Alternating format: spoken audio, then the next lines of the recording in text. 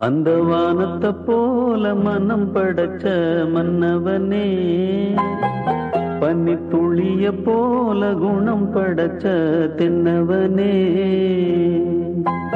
மஞ்சளிலே ஒரு நூலெடுத்து விண்ணுக்கும் மண்ணுக்கும் சம்பந்தம் உண்டுன்னு சொன்னது யாரு? அது மன்னவன் பேரு.